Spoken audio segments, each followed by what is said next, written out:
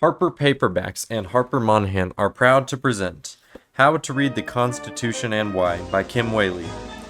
This is an Iliotibial band sleeps reading. Chapter 11. If the Constitution stops functioning, why should I care? We live in a constitutional democracy, and most of us are pretty sanguine about it. We walk around knowing that we have rights, and we assume that no matter what happens, the Constitution will protect those rights. But this view may be naive. The Constitution is just a piece of paper. If it's not enforced, it's meaningless. If we allow its provisions to be ignored even just this once, e.g. because we happen to be ideologically aligned with the people in power at that point in time, we might as well take out a black Sharpie pen and start crossing things out. Damaging the Constitution under a particular president or a particular Congress means a damaged Constitution under the next set of leaders. It's like a banged up car. If the side is smashed in, it doesn't matter who drives the car next. It will remain smashed unless and until it's fixed, which requires a body shop expert and some money. Likewise, once we smash portions of the Constitution, there's no easy, cost-free fix. Keep in mind that once upon a time, way back in 1787, there was a diverse group of people who opposed ratification of the Constitution as we know it. They were called anti-federalists because they were against a system of government involving a central, i.e. federal authority. They were worried that such a government would become corrupt and seize more and more power until it eventually became tyrannical sovereign, precisely what the colonists rejected when they fled from the British monarchy. The anti-federalists wanted restraints on government power, and were especially concerned that the president could veto legislation even if it reflected the voters' will. They were also worried about Congress's power to create a standing national army and to levy taxes. George Mason, one of the primary anti-federalist voices during the Constitutional Convention, argued for including a Bill of Rights in the original Constitution to protect the gains to individual liberties made during the American Revolution. As one scholar explains for the anti-federalist, the recurrent theme is fear that the national government would usurp the rights of the people, fear that without a Bill of Rights, all liberty would be destroyed, fear that the presidency and the Senate would lead to an aristocracy. It should still matter to every American whether the Constitution breaks down, because the alternative is a dictatorship. As Patrick Henry told the Virginia Ratifying Convention in 1788, "When I come to examine these features, sir, they appear to me horrifically frightful. Among other deformities, it has an awful squinting. It squints toward monarchy. Your president may easily become king." The legislative branch was established to avoid a monarchy by checking the powers of the president, but the anti-federalists viewed the proposed Congress as a small cadre of quasi-aristocracy that could not truly represent the people. As we've seen, the scope of the president's powers under Article 2 is impossibly vague. Nobody wanted a king, but whether the president was supposed to be a king light or more of a prime minister who under the British system happens to be chosen from that legislature is an unanswerable question. One thing is for certain, we have seen the steady expansion of executive power over the past century. As scholar Jeffrey Rosen explains, modern presidents rule by executive order rather than consulting with Congress. They direct a massive administrative state with jurisdiction over everything from environmental policy to the regulation of the airwaves. Presidents have regularly waged undeclared wars without congressional authorization, including President Harry Truman in North Korea, President Richard Nixon in Cambodia, and President Bill Clinton in Bosnia, for example. President Franklin D. Roosevelt imprisoned nearly 100,000 Americans during World War II. President Trump separated thousands of parents from their children over misdemeanors at the border, some permanently. Numerous presidents have called in federal troops to suppress working-class insurrections, which ended in American deaths, and President George W. Bush secretly authorized spying on Americans inside the United States without any review by the courts. I could go on, of course, but I can go further, I promise. This is not a Republican or a Democrat thing. It's a toolbox thing. In the words of Jack Goldsmith, a Harvard law professor who under George W. Bush headed the Department of Justice office that advises the White House on constitutional matters, you can't be in that office with all its enormous responsibilities. When things don't happen, you get blamed for it, and not exercise all the powers that you have accrued to it over time. Powers that accrue over time remain with the office of the presidency, which is why people need to keep a careful watch on them. But that watch hasn't happened. As a result, we are now at a crossroads in history where Congress is not functioning as a truly representative body or as a measured check on the other two branches. Judges aren't the answer either, because federal courts' power is confined to resolving cases brought before them, and because giving too much power to an unelected branch of government with life tenure itself is a troubling prospect. There is a real chance of democracy failing in our lifetimes, with tyranny taking its place. Without thinking about the fragility of American democracy, it's worth keeping in mind why the framers of the Constitution opted for a republic in the first place, with representatives casting votes on behalf of constituents rather than a direct democracy in which individual votes are simply counted up. The short of it is that they were worried about mob rule or factions. As James Madison put it, factions form when public opinion spreads quickly, particularly on issues that invoke ideology or passion. People become polarized and look for opinions that mirror existing beliefs. Yet, as Jeffrey Rosen notes, Madison predicted that America's vast geography and large population would prevent passionate mobs from mobilizing. Their dangerous energy would burn out before it could inflame others.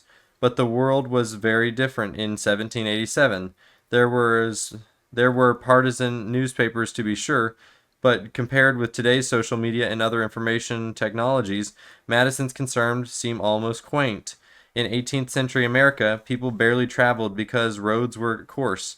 With a good horse on the best of roads, you can make 50 miles a day. There were only 13 states and around 4 million people, most of whom were white and Protestant. Of the approximately 700,000 black people in the United States at that time, about 90% were enslaved. Philadelphia was the largest city, with a population of 50,000 consisting mostly of tradesmen or artisans and a handful of wealthy merchants. Cities had open sewers and people rarely bathed. Most Americans lived on farms where news was spread mostly by word of mouth or by a battered 3-week-old sheet that had seen many hands. People in rural areas grew their own food, made their own clothes, and built their own homes. Local stores traded goods for vegetables as money was scarce. Calling a doctor was regarded as a signal that death is near, and the germ theory of disease was still 100 years in the future. White males lived an average of 38 years, and children worked the farms. Only white male property owners could vote or hold office, and polling places were few and far between. As a result, a portrait of government back then was one by common consent largely left in the hands of a few wealthy folks who have the time and education to worry about such things. Citizens of the young nation defer their betters to make governmental decisions. These members of the community elite dominate the state and local power structure, and for their part, small farmers jealously guard their right to be left alone by the central government. Today, smartphones and the internet literally dictate our lives. We don't read maps anymore because GPS technology lives in our handheld computers, which we anachronistically call phones. A whopping 77% of Americans own a smartphone. Another 13% have the old-fashioned flip kind. More than 2/3 of Americans are on Facebook, and 3/4 of them use the site every day. An even greater percentage are on the video sharing platform YouTube. Technological advances continue at an alarming pace, with computers doubling their capacities every 12 to 18 months, along with the information technologies that utilize them.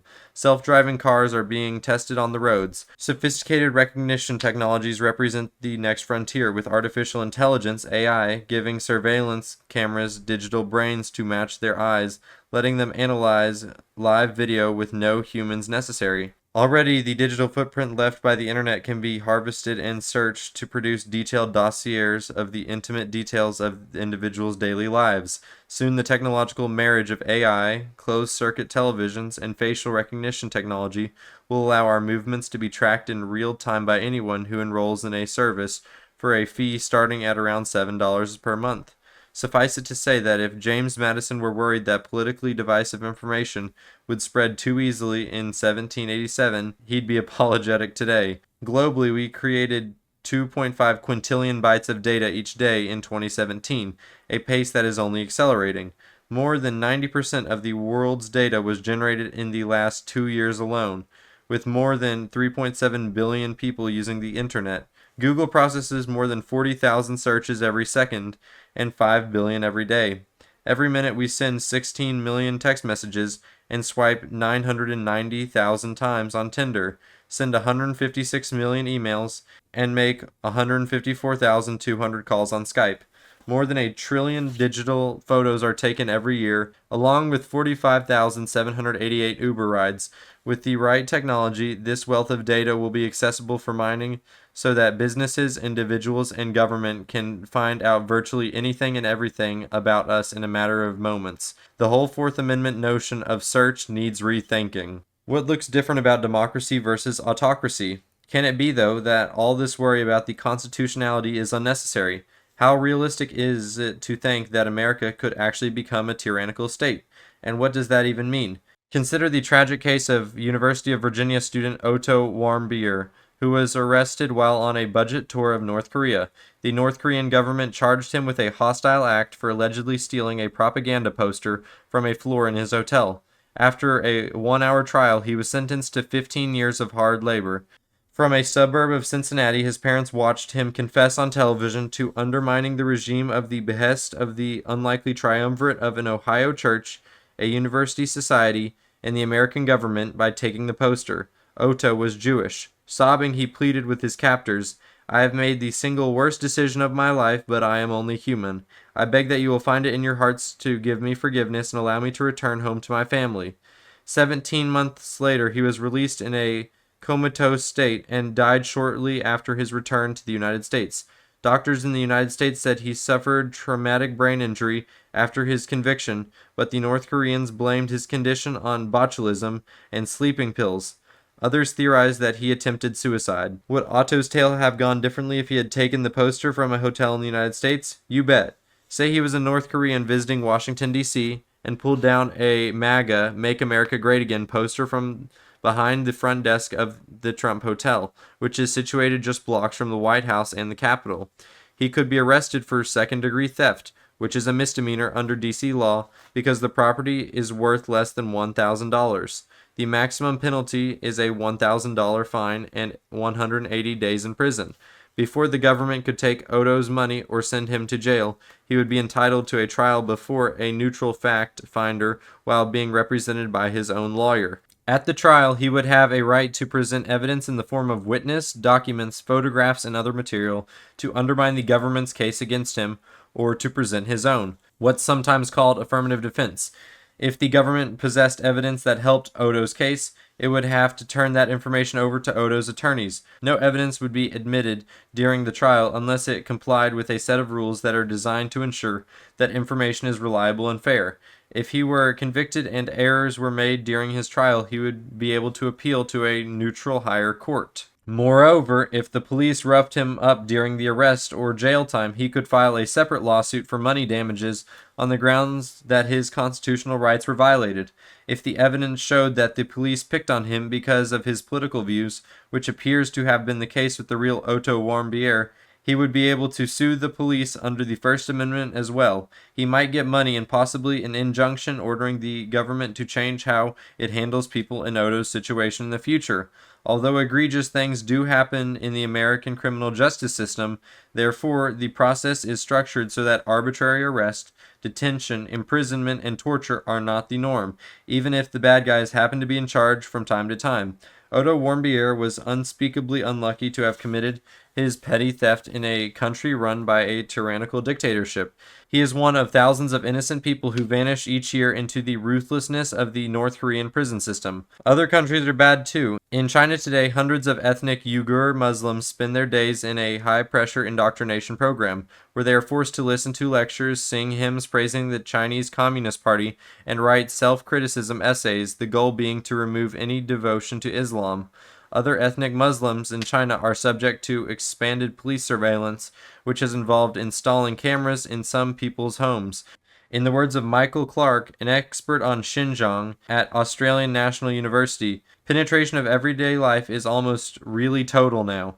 Despite overwhelming evidence, including official directives, studies, news reports, and eyewitness interviews of people who survived such redemption camps, the Chinese government categorically denies that the policy exists. In Russia, violent, premature, or unexplained deaths of journalists are so prevalent that the country's own media monitors have been keeping an eye on an online database since the early 1990s. For dissidents living abroad, Russian intelligence officials have turned political poisonings into something of an art form. The grisly murder of dissident and Washington Post opinion writer Jamal Khashoggi in the Saudi Arabian consulate in Turkey shined a light on the widespread atrocities of the Saudi government against its citizens as well. Factor in that President Trump seems to share some of these autocrats' values and that he has been cozying up to them, and you can see cause for concern.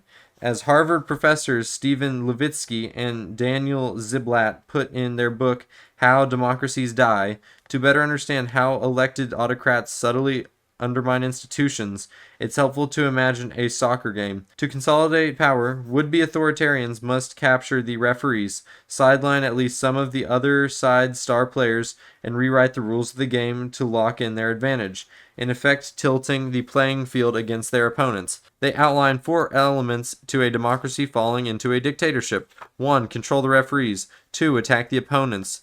3. Ignore the rules of the game. And 4. Encourage violence. Let's start with the referees, whose job it is to make sure people don't cheat. Under the Constitution, the referees of the president are Congress and the courts.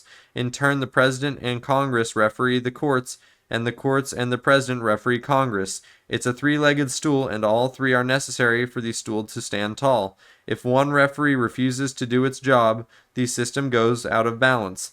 Think about a kid's soccer game. If Team A is paying the referee under the table, Team B will lose, even if it's actually played a better game. Not only would that be unfair to Team B, but the entire game would lose its legitimacy. Unless corrected, parents of the Team B kids will pull out of the entire enterprise. It's simply no fun if the game is rigged. In government as well, if Congress is controlled by the president, or if judges and prosecutors make decisions based on political ideology rather than the facts and the law, the entire system of government loses its legitimacy, thus making way for totalitarianism.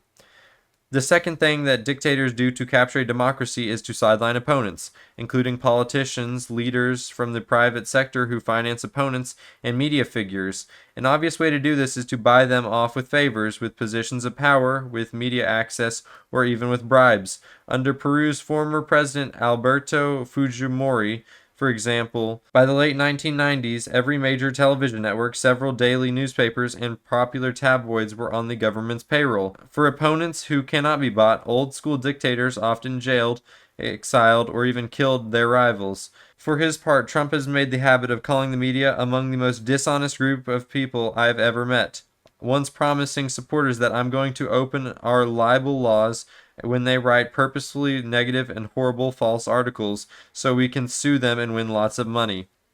Third, to entrench power in what's nominally a democracy, would-be dictators distort the rule of law by reforming the Constitution, the electoral system, and other institutions in ways that disadvantage or weaken the opposition. They do this under the guise of some public good, while in reality they are stacking the deck in favor of incumbents. In Hungary in 2010, the ruling party used its supermajority in parliament to rewrite the constitution and electoral laws to lock in its advantage, including gerrymandering electoral districts to ensure it would retain control. It also banned campaign advertising in the private media so only the public broadcast station, which it controlled, reached voters. A final thread that can be found in authoritarian regimes is the totalitarian or encouragement of violence against opponents. This includes tacit forms. By refusing to unambiguously condemn it or punish violence, for example, or by praising others for acts of political violence. President Trump is well known for his violent rhetoric about the old days of political violence. In February 2016, he told a crowd in Nevada, "You know what they used to do to guys like that when they were in a place like this? They'd be carried out on a stretcher, folks. It's true. I'd like to punch him in the face, I'll tell you." The Constitution itself does not spell out the unwritten norms that upheld democracies, which include mutual tolerance and institutional forbearance. According to the authors of How Democracies Die, mutual tolerance means that a party in power treats the opposition as legitimate contenders for power, and vice versa. If politicians aren't accustomed to demonizing rivals, they are less likely to break norms in order to maintain their own power. Think of your own life. If you're concerned that a nasty text will make its way around the neighborhood, you are less likely to send it. If you don't care what the neighbors will think, that any text goes. Such institutional forbearance in politics means that government actors underutilize their broader constitutional powers, that they won't play hardball just for the sake of winning, that they operate instead in the spirit of fair play. If a player comes to a poker match with a baseball hat, the rules of the card game don't matter. The only thing that matters is an impending swing. In everyday life as well, norms play a critical role in governing human behavior. If a person goes to the opera in his underwear, he won't go to jail. Most people don't do this because it's not socially acceptable. It will trigger stares, stink eyes, and judgment. Likewise, a functioning Congress depends on members caring what people on the other side of the aisle think. That's just not happening anymore, and too few people care about the consequences of how low they will go. And that was Chapter 11 of How to Read the Constitution and Why by Kim Wehle.